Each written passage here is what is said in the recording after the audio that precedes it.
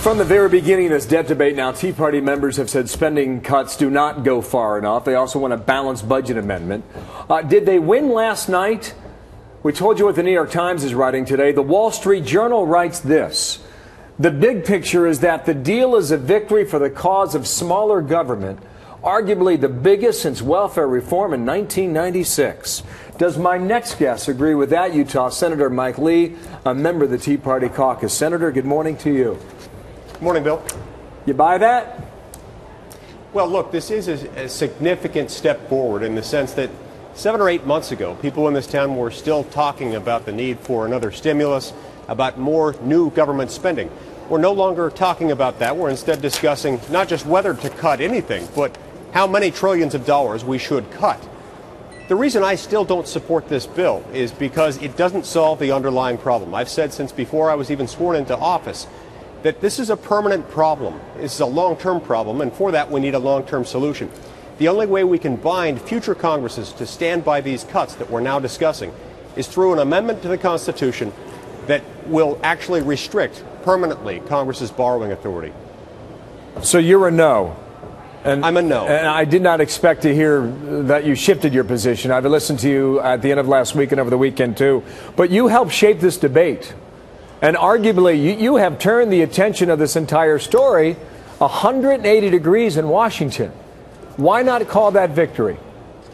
Well, because it's not a victory. I mean, it would be a lot of fun. I would love to call it a victory. Absolutely, I would. I feel so passionately about this. I even wrote a book about the need for a balanced budget amendment called The Freedom Agenda.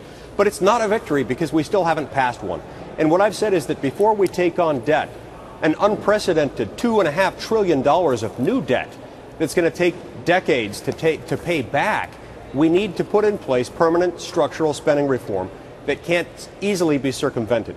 I've mentioned what the New York Times is talking about with regard to the president. They think he surrendered, basically, to Republicans, to the Tea Party. And I also read to you what the Wall Street Journal said.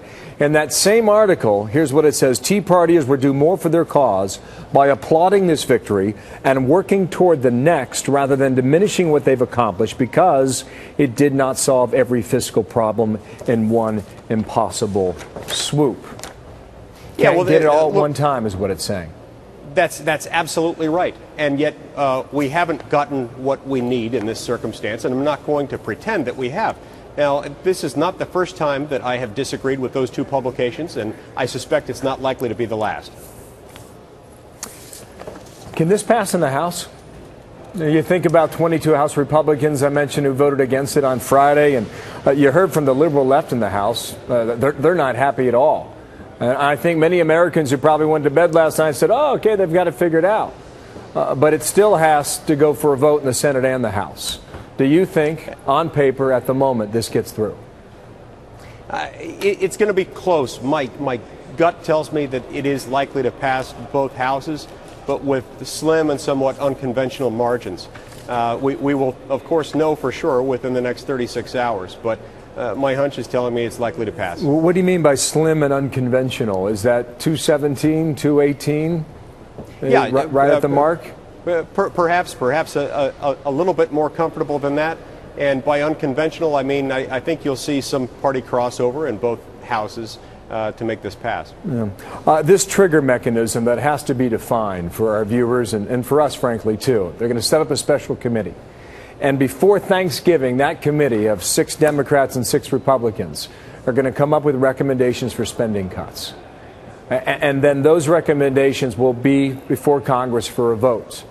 If there is no agreement, the cuts kick in automatically. And a lot of these cuts go toward defense spending. Are you comfortable with that? No, and I think a lot of my Republican colleagues are not going to be terribly comfortable with it either.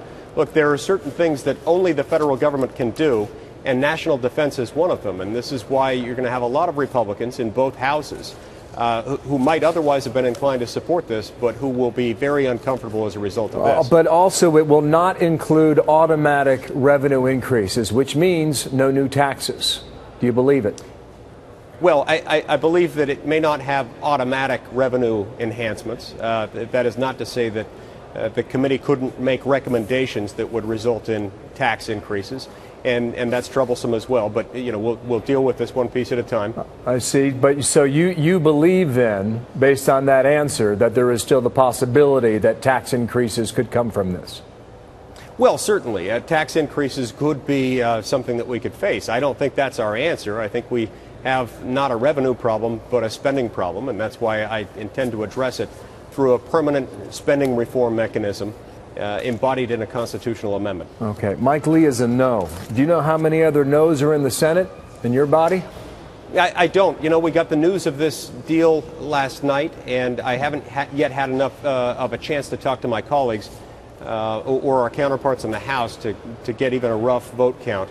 I should know more within an hour or two. Okay. Well, we just heard from Ron Johnson, who was on with Greta last night. He wasn't sparing many folks on this deal. He's not happy. Mike Lee, thank you for your time. The Republican out of Utah. We'll talk again soon. Thank you.